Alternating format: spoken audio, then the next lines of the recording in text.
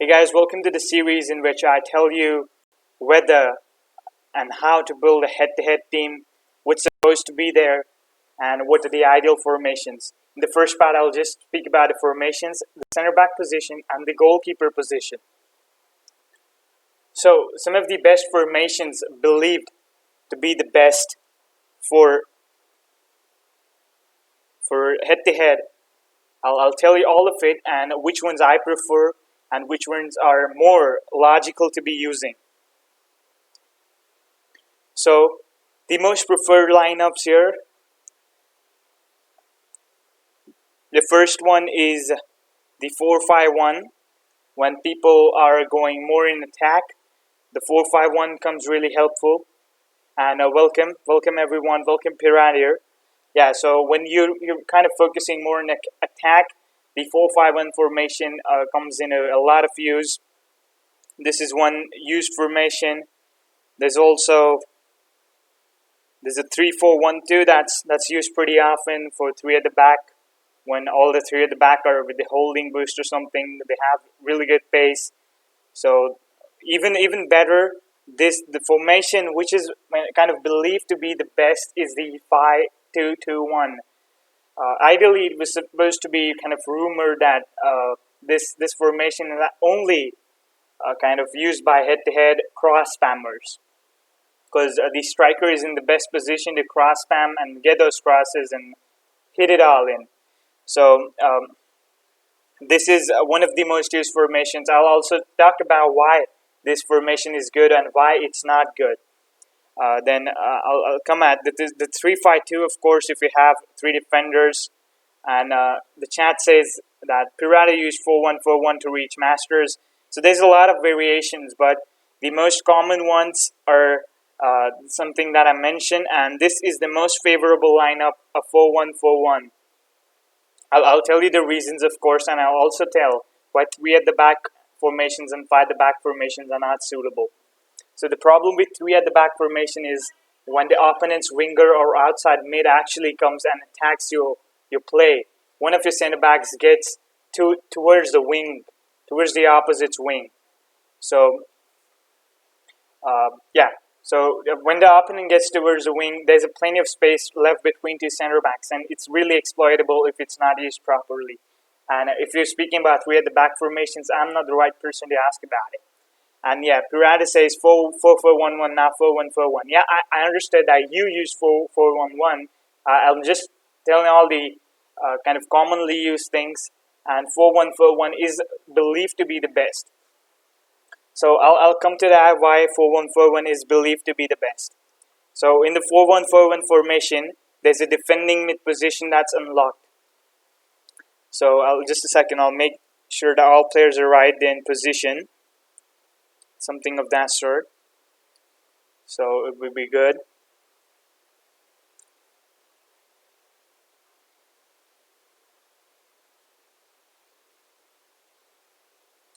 I usually use the Rami at striker. Okay, I'll tell you the reasons, but today I'm just discussing about the center back spot and the goalkeeper spot. So yes, that's my ideal head-to-head lineup. I'll tell you the whole thing. Okay, so now we're good to go. Now most of you would ask that there are plenty of formations with a defending mid in. Some of the formations have two defending mids. On the other hand, some formations they have. Okay, I've still screwed up. I still now replace Origi. Thanks for following. And yeah, so most of you would say that why not use a formation with two defending mids? It just gives kind of an extra focus on the defense, and then attack comes to struggle. Now we come over to work rates, and it's very work rates are really integral part.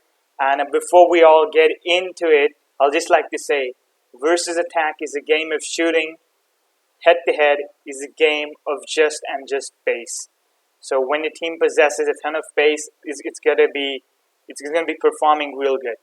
So first of all, Allison, I'm gonna focusing on the goalkeeper spot. Okay, I totally forgot about why you should not use 5 at the back formations. Problem with 5 at the back formations is that sometimes all the 5 defenders stay behind. They do not provide you the required support in the midfield, and if there's no support in the midfield is not going to make penetrating runs into the defense. So attacking point of view, 5 at the back formations are not that effective unless, of course, you're cross spamming. So yeah, we'll start off with the goalkeeper. Right now, for head-to-head, it is usually we believe that goalkeeper positioning and diving, those two are the most important stats for a keeper playing a good head-to-head. Yeah, he says, look at my team. I will look at this, but currently I'm recording for a how to build a head-to-head team. I mean, there's a series of it, so I'll look at it later.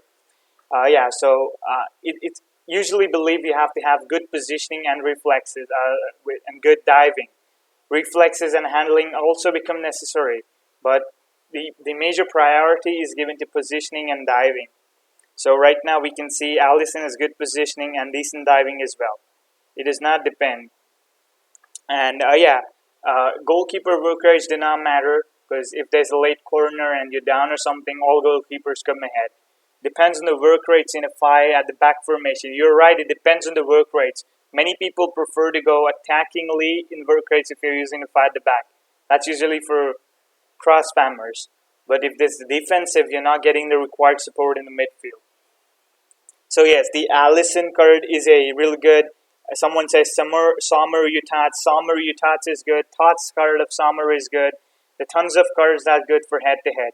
So if I had to suggest a real good few, the list would just go on and on. Then we also come to the special traits. It's usually advised to have a one-on-one for goalkeeper special trait, which helps him when he's one-on-one with his opponent's attackers. Allison though does not have that special trait. The only good player having that is the only good player having that is the Handanovic 95 rated Tots goalkeeper. Puncher is, of course, that if the ball is too tight, it's in tight areas, and it has to be cleared, then the goalkeeper is ready to punch it for clearance. It might cost you some goals in corners, though. Long-throw goalkeepers also, every time it's helpful, it kind of opens space for quick counters.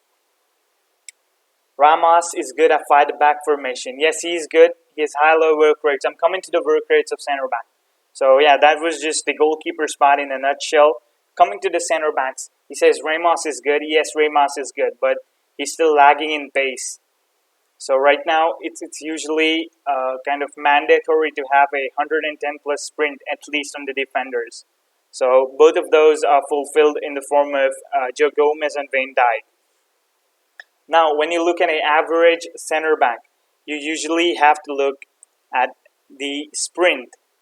The sprint is good, and means marking and things of that sort, they actually matter a lot in versus attack. In head-to-head, it's more of an interceptions and pace game. So, there's, of course, it is supposed to be ideal work rate. That's supposed to be a high defensive work rate. Gomez here does not fulfill the high defensive work rates, but at the same time means he's pretty balanced, so he does not make those runs into the opposition's defense. So I'd recommend you to get a high defensive work rate, center back, or a center back who has equal or better defensive work rate than the attacking work rate. So you'll be saying that I want to use someone like Matt Hummels. Matt Hummels is a high attack work rate and a low defensive work rate. So he does not become a real good card for head-to-head because he's likely to be drawn out of position.